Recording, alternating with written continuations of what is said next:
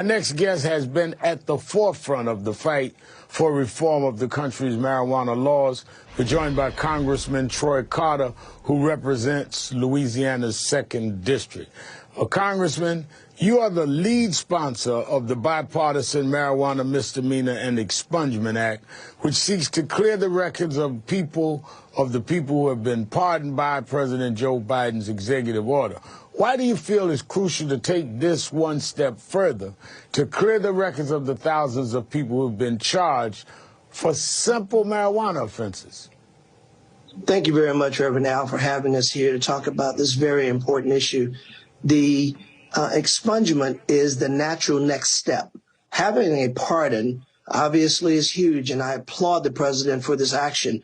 We were in the White House in April to talk about this very thing. I'm very happy and very proud and honored that the president is moving forward with the pardons. But the natural next step is the expungement, because we know that people that have these cases on their record can't access federal loans in some cases, can't access jobs in some cases, can't access housing in many cases. So this gives those an opportunity to have a clean start, particularly given that in some 38 states, marijuana in some shape, form, or fashion has been legalized. And so to have people that are still saddled with this mark, when we know that the prosecutions have been disproportionately heavier in communities of Black and Brown, this is an opportunity to set the record straight and to balance the scales, if you will, in the way of true justice. Now, the decades-long war on drugs has led to an explosion of the prison population, mostly targeting Black and Latino communities. Following the announcement on Thursday, activists and lawmakers said that these marijuana pardons represent a step forward, racial equity, with this executive action. President Biden said he was trying to address decades of discriminatory drug policies that disproportionately hurt or harm people of color.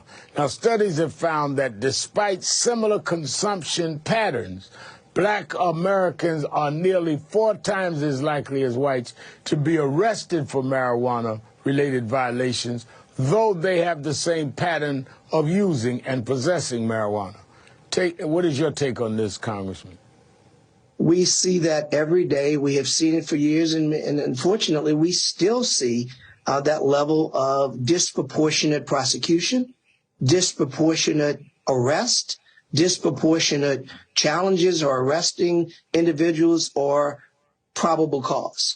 And oftentimes that is a use that turns into something that's escalated that ends up being dangerous and deadly. So we know that taking away these tools, if you will, for, let's say, rogue cops who are looking for reasons to pick a certain segment out to challenge them or to abuse their rights, we're balancing that field to make it level. This is all a part of the criminal justice reform. This is all about making sure that people are not being held in prisons for misdemeanors or being labeled for the rest of their lives for something, again, that is legal. And I underscore that is legal, and people are making millions of dollars in our country legally selling cannabis, yet people in many communities are still treated as if it were a drug that were being prosecuted at the fullest extent. We also know that the president is asking that there's a revisitation on the schedule. We know that marijuana, believe it or not, is actually scheduled in the same class with heroin, higher than fentanyl. And fentanyl is about as deadly a drug as you get. Yes, sir. Higher. But let me say something on the point you just touched on.